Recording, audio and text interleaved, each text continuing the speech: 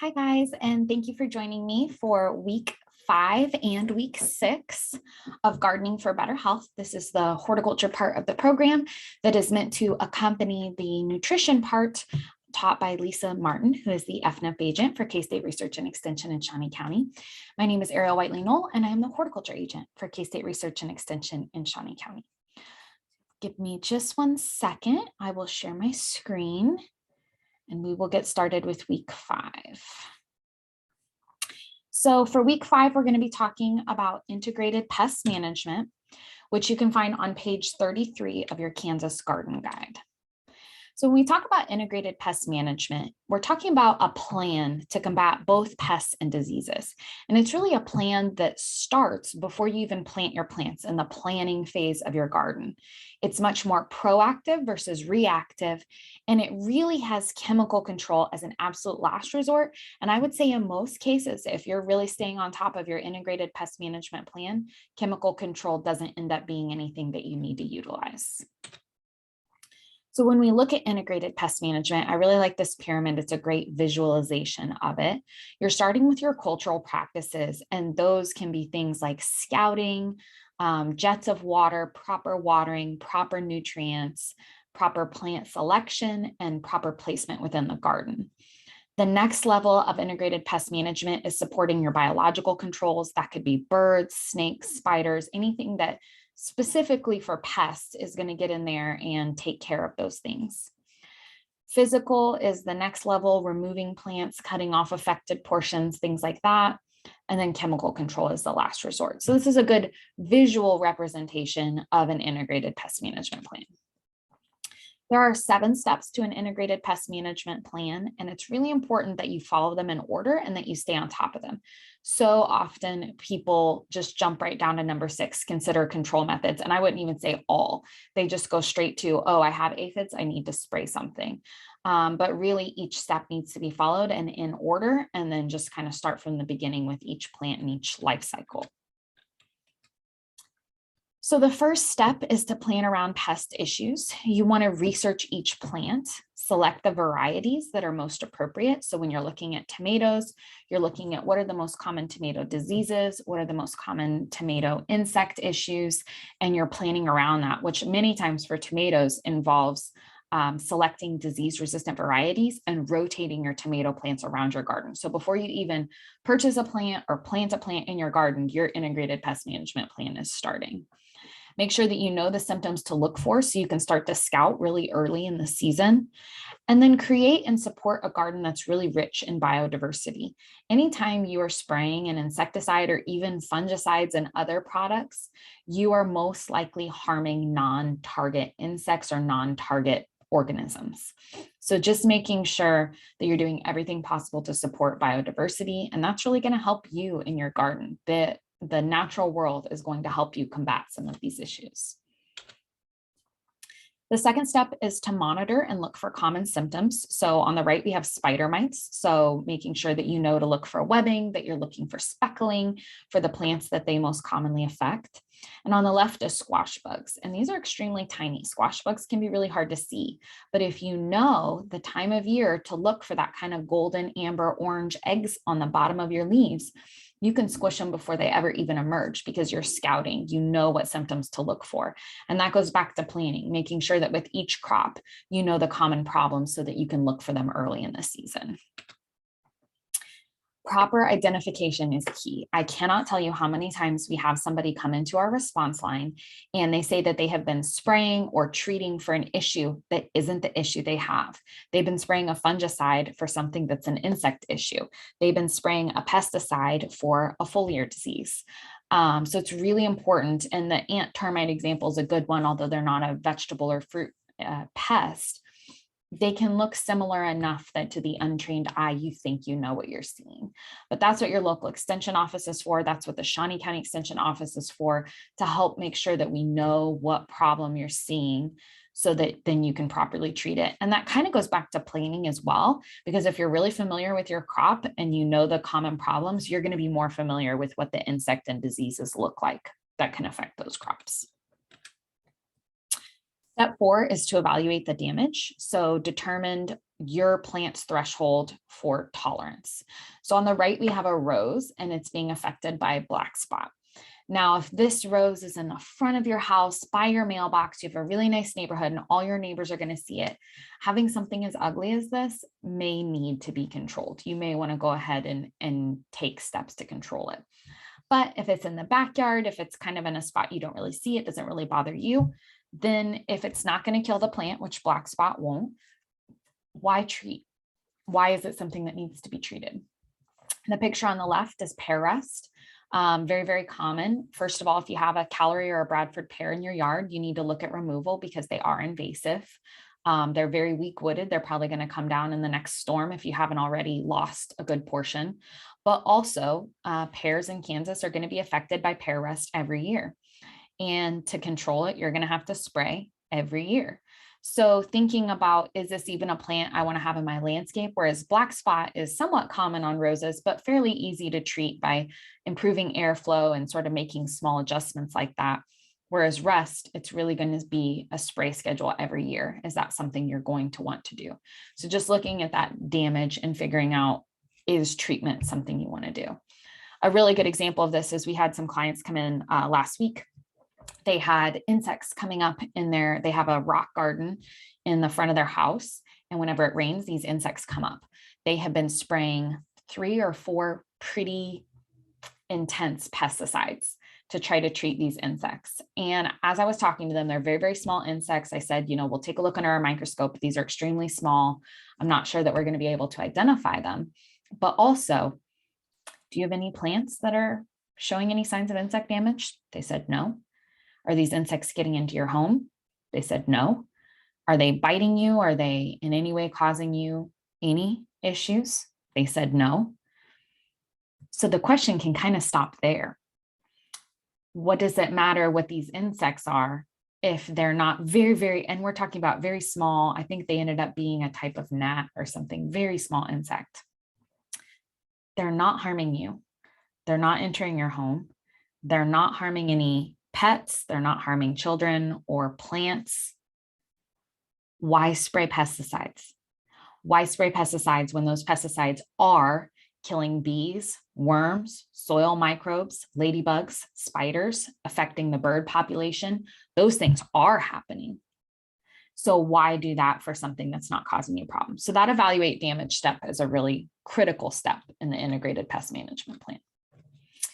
Determine the need for control. So that kind of ties along with it. If you have insects that are not affecting your plants or not affecting your plants severely, do you need to control it?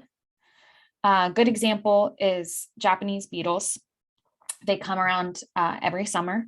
They definitely can defoliate a plant. They can, cause some damage, but their lifespan's about 4 to 6 weeks, and most plants are going to rebound from that.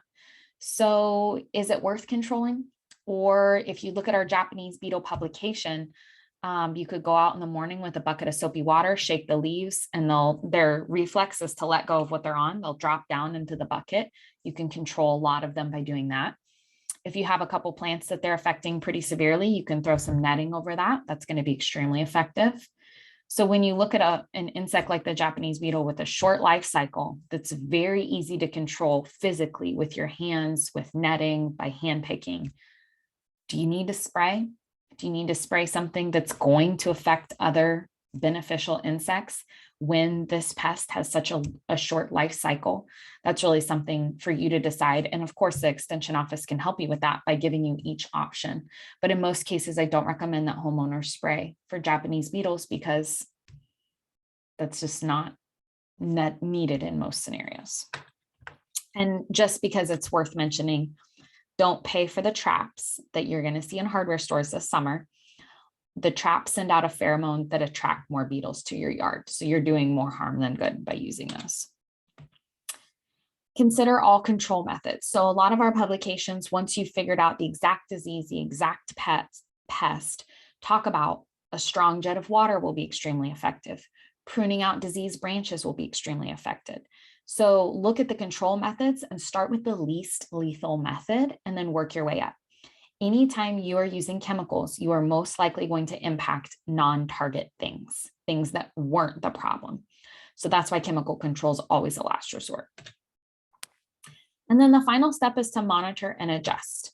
A single caterpillar, a single aphid, aphids in particular give birth really rapidly, can become a problem again. So it isn't to say you need to obliterate all the insects, on the first try, or you need to completely get rid of the disease, but just make sure you're monitoring, because very quickly a small problem can become a large problem. So just make sure that you're staying on top of it, that you're repeatedly hitting the plant with jets of water or pruning out diseased branches or whatever is appropriate for that issue to make sure that the problem doesn't become worse.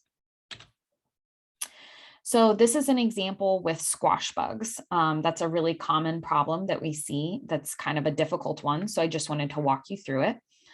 The first step, plan around the disease and pest issues. Squash and pumpkin are going to be, which of course pumpkin's a type of squash, are going to be the main plants that this pest affects. There are resistant varieties, butternut, royal acorn, and sweet cheese. So that would be my first step. If I was planting my garden, those would be the type that I would pick, especially if I'd had a problem with squash bugs in the past. Step number 2 is to monitor and look for common symptoms. So you want to observe the plantings, you want to look for the adult bugs, but when you see the adult bugs, that's pretty bad. What you want to do is start looking for the eggs. And when you see those eggs, squish them. Just take your thumb, roll it right across, completely destroy those eggs. And if you're doing that regularly, if you have a smaller garden and you have 1 or 2 squash plants, and you're flipping those leaves over and looking for those eggs and squashing them, that's going to be highly effective. Killing that pest population before it starts, getting control over the young, that's going to be highly effective. And then identifying the pest or disease, make sure you know what the adult looks like, what the nymphs look like, what the eggs look like, so that you know when you have the problem. When you evaluate for damage, anytime you have a squash bug population, they can get to be a high population very quickly, and they can drain plants, causing them to die and wilt. So that's going to be a problem we don't want to ignore. That's going to be something we can't let go. They can reduce yields. They can have extremely poor quality fruit if they are produced. So when we're evaluating damage, it's severe. The damage for squash bugs is severe. So step number 5 is determine the need for control. The presence of squash bug warrants control, because they can so severely damage those plants. So consider all control methods. This is when you're walking through that. You can begin treatments when most eggs have hatched, when the nymphs are still small to medium. So if you keep an eye on a patch of one of those eggs, and when they start to hatch, that's when you want to treat. Again, though, if you find the eggs, you can also destroy those and sort of skip the chemical control part. Just stay on top of it and destroy them when you see them. For the adults, you can place pieces of board or shingles on the ground around the plants, and this is actually going to cause the squash bugs to gather in that area. You can flip the board over and treat in just one spot. Now, when we're looking at non-target pests, non-target insects rather, that are being affected by treating for these pests, that can be a really effective way to reduce the harm that you're causing to non-target insects. You're concentrating at one area, you're not spraying your whole garden. You're putting a shingle or a board in one spot, flipping it, spraying just that one spot. That could be highly effective. The effectiveness of treatments really varies by the life stage. So spinicide's extremely effective on the nymphs, but really does nothing to the adults. They have a really hard exoskeleton. Products with permethrin are moderately effective on nymphs and completely ineffective on adults. But the most effective product for adults were cyhalthrin and cyfluthrin. So making sure you know what life stage you have, that's part of that monitoring, so that you can treat based on that life stage.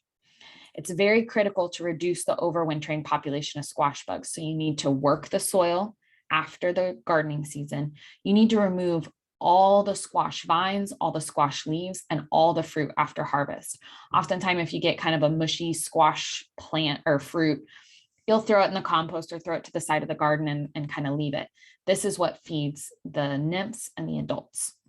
Get rid of the vines, completely chop them up, put them in, if you put them in the compost bin, make sure they're truly composted, or completely dispose of them.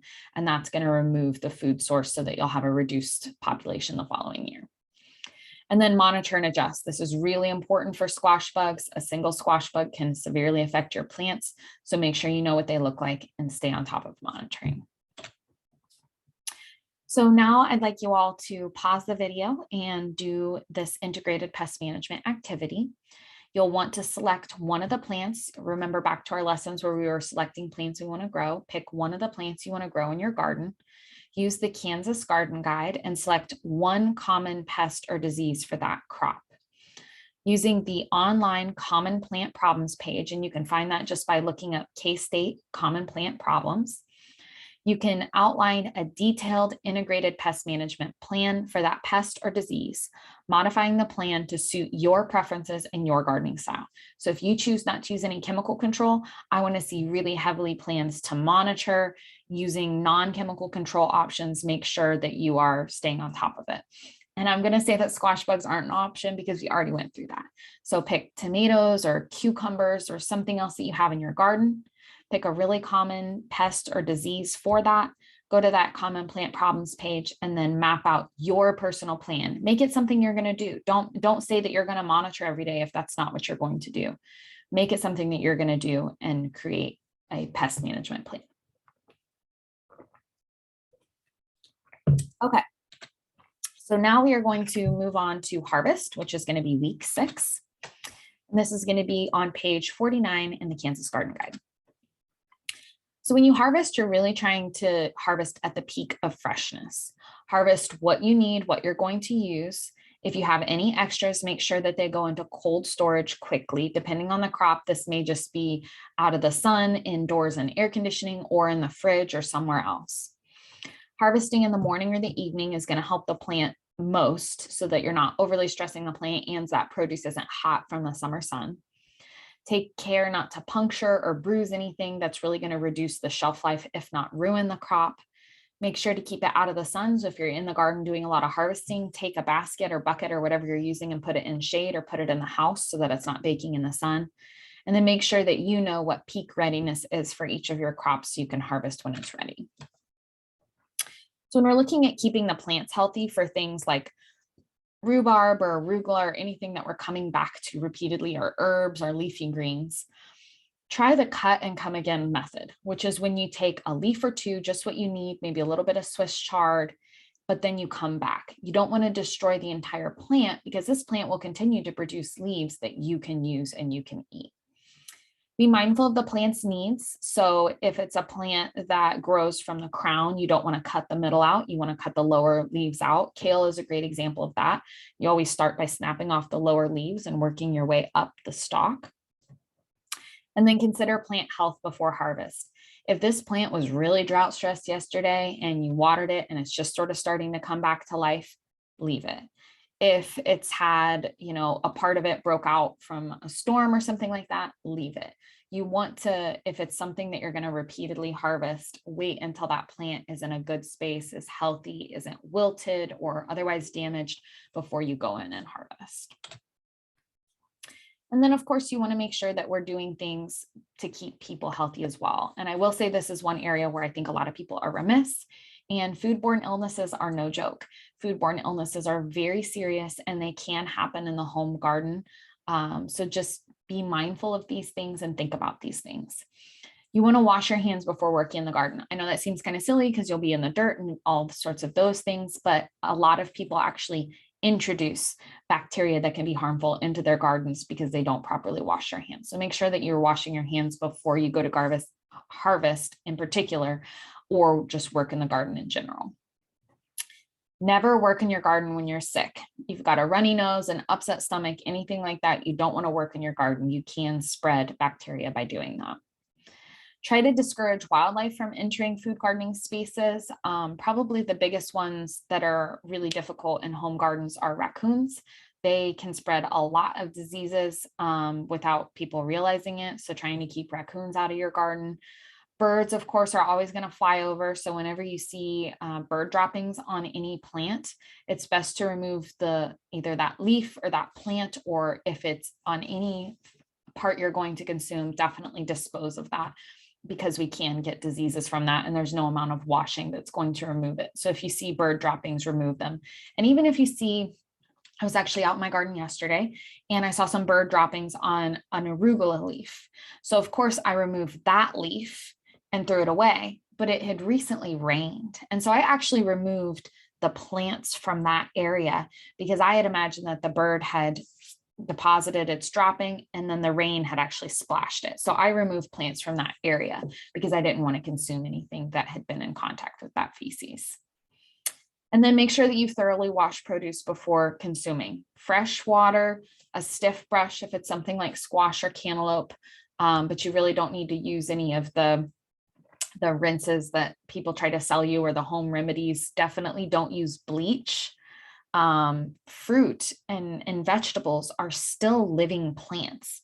So when you think about cutting off broccoli, which is the flower, if you stick that into a tub of water that has bleach in it, it's going to take up the bleach and you are going to eat bleach. Same thing with cantaloupe, tomatoes, anything like that. They can actually soak up whatever they're dipped in. So just cool running water, making sure to rub the outside of the fruit or the vegetable as vigorously as it will stand, is really the best way to wash it. Okay, and then in conclusion, I'd like you all to do a harvesting activity. Pick one of your crops that you'd like to grow. Look at the Kansas Garden Guide page on harvest and describe the proper harvest timing. What does it look like? What time of year? What are the plant's indications that it's ready to be harvested? And then how do you properly store it? So for something like potatoes, removing some of the dirt, but not all of the dirt, and putting it in a cool basement, in a crate with the airflow, things like that. So really walk me through your full harvest for your vegetable. Thank you all so much for joining me for week 5 and 6. Again, this is intended to accompany a nutrition activity, so please reach out for that. Otherwise, thank you all so much for completing the course. And if you happen to find this video and this is the first one you found, make sure to go back to our YouTube page and watch the beginning videos. Thanks so much.